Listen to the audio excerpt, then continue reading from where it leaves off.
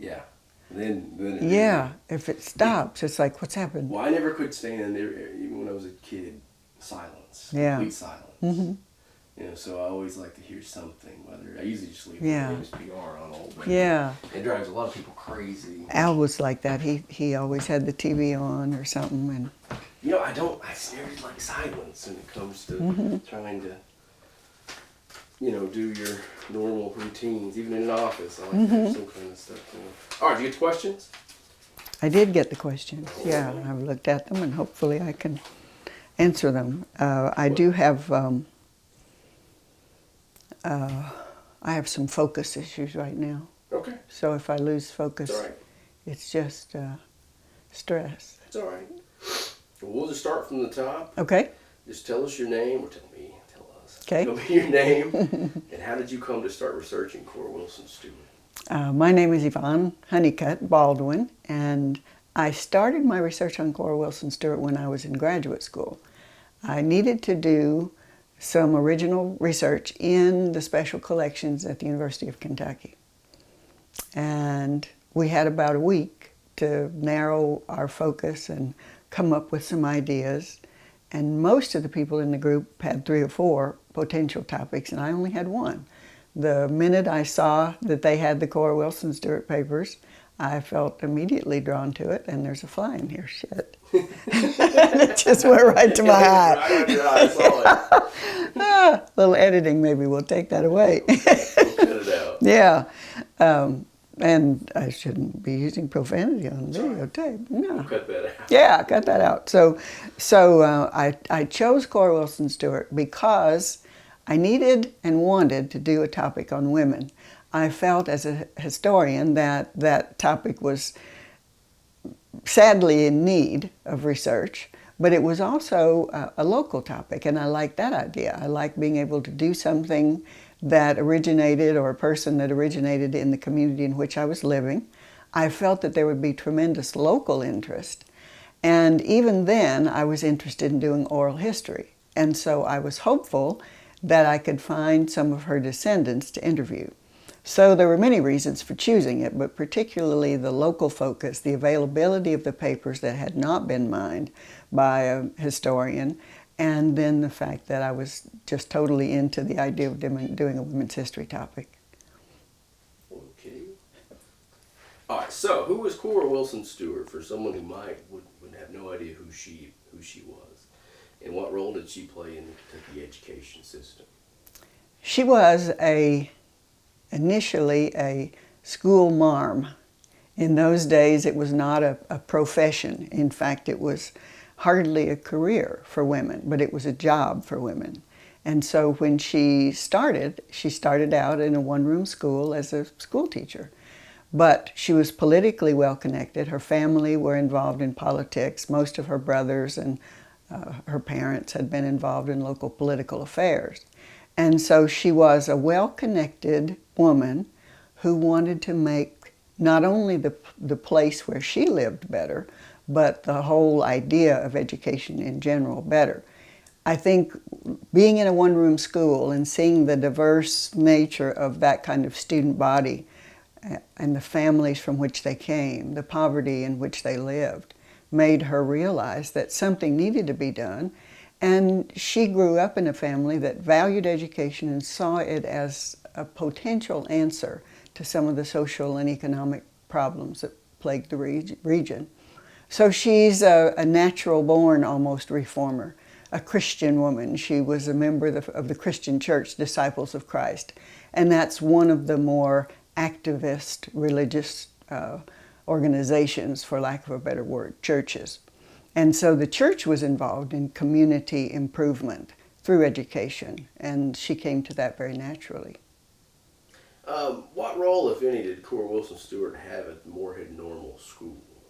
She actually attended Morehead Normal for a while. When she began her career, she did so with just a public school education, which in today's terminology would be about an 8th grade education. And once she had that teaching position, at about age 18, I believe it was, she attended Morehead Normal for a couple of years.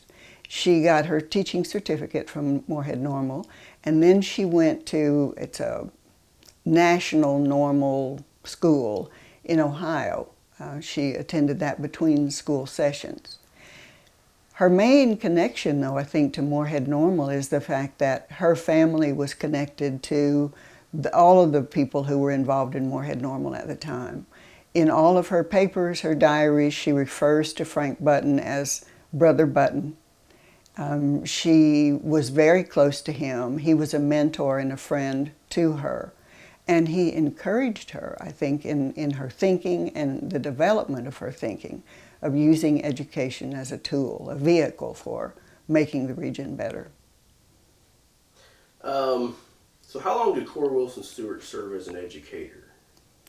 She was born in 1875, and she would have been 15 when she started teaching school. Barely a year older than the oldest student in the class. And she ended her work officially in about 1936, unofficially in about 1932. So she had a long career, over 30 years in education, and in many different forms and venues. Let's talk a little bit about the Moonlight School. Just start off with just what was the Moonlight Schools? The Moonlight Schools were an opportunity to use the day schools to teach adults when the day schools were not in use.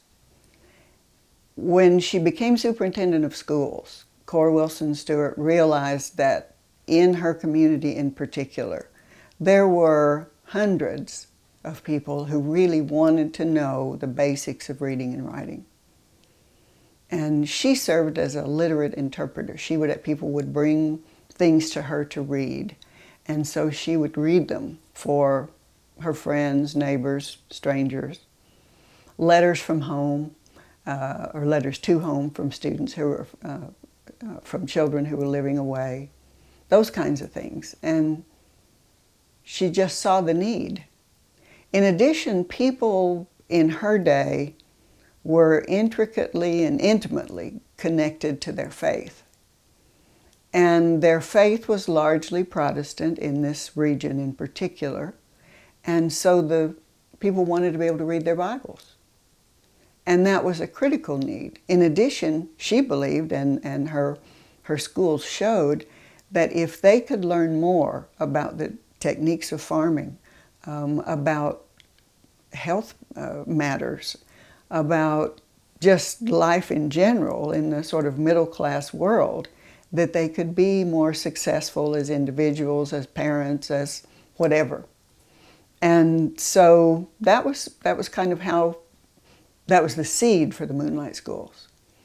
And she asked, and of course as superintendent, ask is, we'll use that as the terminology she used. Most of the teachers were not going to refuse Miss Cora's invitation to teach at night, even though they had worked all day in the schools and might be tired. But I think they also supported the idea and the mission. So she asked them, could we do this? Could we have a big season where we open the schools at night? And of course the main question is, how will people get here? The roads are not particularly good. It's dark. And so they looked at the almanac and decided when there would be a full moon, and they scheduled the school opening for that moonlight night so that people would be able to see to get there and be able to walk or bring their wagons or come by horseback, however they could get there. And at that time there were 52 one-room schools in Rowan County, and 50 were in use. 2 of them were schools that were for black students, but there were none, or at least according to the data I could find, there were none, and those 2 schools were not in use. So there were 50 of them, and teachers in 50 of those schools agreed to open them.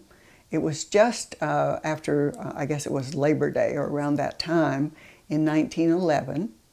They expected 10, 15, maybe 20 students per school, which would have given them a sizable number of students. But the night that it opened, there were about 1,200 people who showed up. And so the schools were packed. To say the teachers were overwhelmed probably would be an understatement. But they had a plan, they had a curriculum, they knew what they were going to do. They were going to teach those students for 6 weeks. It was highly successful. They continued using the moon and the weather as a guide for when to have the classes. So the Moonlight Schools originated mainly because that's what they were designed to be open on moonlit nights. They used kerosene lanterns to light the paths and to use inside the classrooms. They had a very strict schedule, so it wasn't like we're going to be here 4 hours. You know, they knew exactly what they would do, how long the class would last, and when to dismiss the students so they could get home. Was it mostly in the winter when there would be no farming? Right. It started actually in the fall, and that way the roads weren't too bad, the weather wasn't too awful, but it did continue through the winter, and it was governed, of course, by lots of things, but particularly the weather. But people were very resilient. They were very interested and very determined, and so the attendance at the Moonlight Schools was remarkably good when they opened. Now, Cora Wilson Stewart ended up leaving the state of Kentucky. Why did she leave Kentucky? I believe that her departure from Kentucky was for 2 reasons. The first was political, and the first and primary reason was political. She had burned some political bridges. She was an outspoken woman.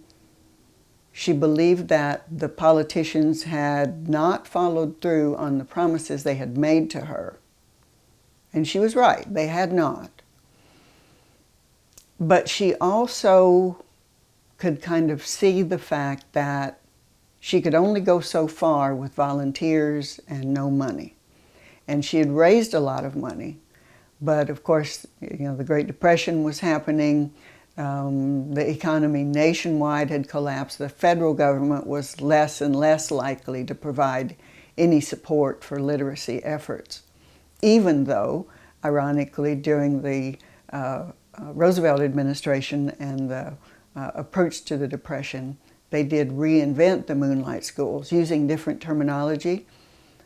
And the sad thing about that, and one of the reasons that caused her to leave not Kentucky but her work, was that they defined illiteracy in such a way that all of the people who had gone through the Moonlight Schools, by their standard, remained illiterate. So that was very disappointing to her. Her standard was about a 3rd grade level. And the standard that the New Dealers set was about a 6th grade level.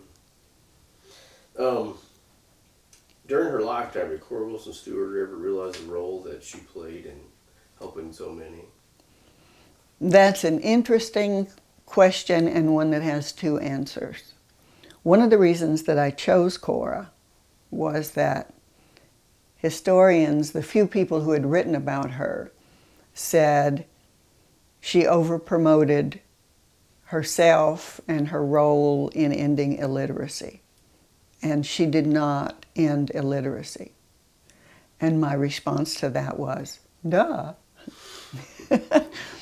If someone could end illiteracy, the reality of it, you can't. It's a generational thing. Each generation produces, sadly, its own set of illiterates. We produce them today in great number. But in addition to that, the standard of illiteracy changes. So that many of the students leaving our high schools today, by the standards of my grandmother, would be totally illiterate. And she would not be happy with what they can do in that strict literacy sense. But in the big picture, she would be amazed at what they can do in the technology sense and so forth. So the issue becomes functional illiteracy, and what do you do with it in your own given time. So for Cora, yes, in many ways she realized the extent of what she had been able to do. She also realized the lack of permanence in what she had been able to do. In other words, the literacy ended with that person's lifetime. However, she did believe, and I think we still believe that today, that parents can pass on the desire to become educated, the desire to read, write, communicate well, and that's what she counted on. And in that sense, I believe that she was hugely successful with unknown numbers of people. I interviewed a great niece of hers, and she seemed amazed to find out all that Cora Wilson Stewart had done in her lifetime.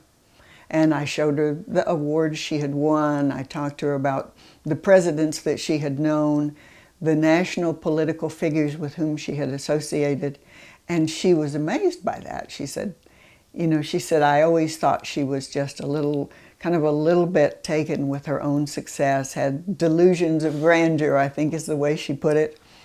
And I believe that some of Cora's family had that same thing, particularly as Miss Cora aged.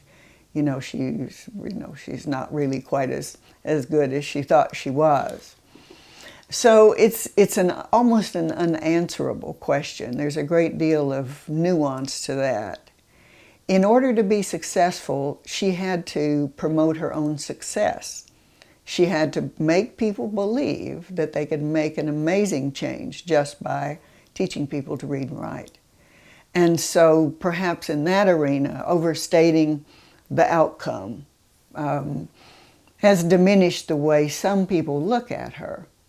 But I still believe that in the big picture and in the small picture, with the kinds of things that she developed to teach illiterates, the primers that she authored, the techniques that she developed on her own and with other experts at the time to teach the basics of writing to people who had no experience with it, and to assist them in developing reading as a way of life.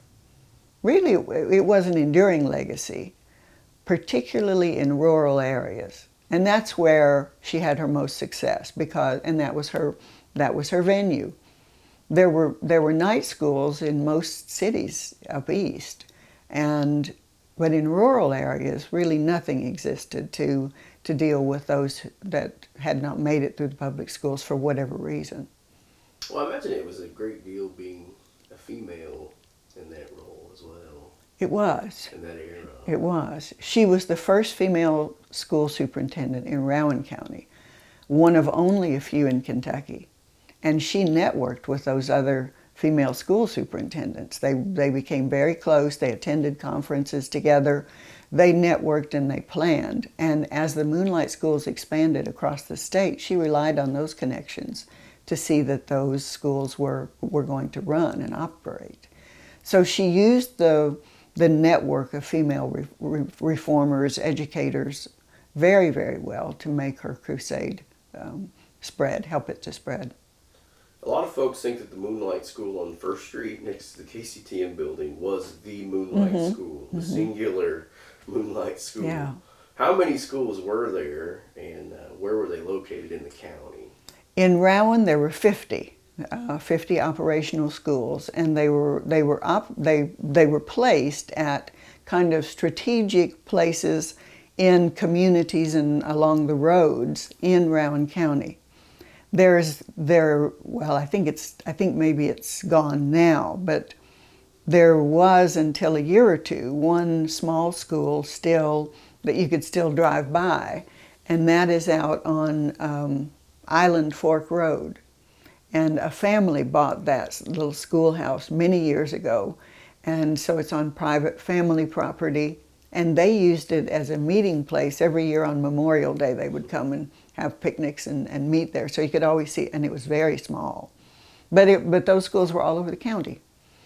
And the particular one that you're asking about was the Brushy School, Big Brushy School. And I can't think exactly how many years ago, but it was on one of MSU's big anniversaries that the decision was made to bring that little school building to campus. And for years, it was on the road that comes around behind the communication building. It was right there. And it was kind of in the way, but it was pretty. It looked nice there, but it was kind of in the way. And I don't know when exactly, but I guess 20-some years ago, it was moved to its current location down on First Street. So it wasn't originally there. It was one of many Moonlight Schools. And I'm glad it's there because it's better for people to think that it was the Moonlight School than to think not to even know there were Moonlight Schools. And for years I would go down and give talks to whoever was interested, and I still do that occasionally in the Moonlight Schools and I hope that that kind of keeps that legacy alive a little bit. Yeah, I hope, and I imagine they do, but like when the traditional music students perform on the Moonlight stage, I hope they realize the Moonlight stage is named for, not for Moonlight performances. Exactly, yeah. It's the kind of history that, like all history, is easily lost as generations pass, and it becomes somewhat irrelevant to lots of folks who are not interested in history.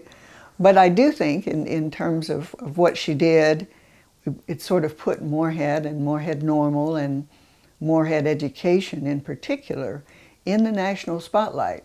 And I think that's one of the things that my book showed, is the fact that this became a national crusade. It spread all across the country and it reached all types of particularly rural adults, but also particular groups. She did work on Indian, Native American reservations, of course in those days called Indian reservations, and where illiteracy was almost 100%. She also worked with prison populations because she believed, I think rightfully, that they had no chance of reintegrating into a society if they couldn't engage in basic communication.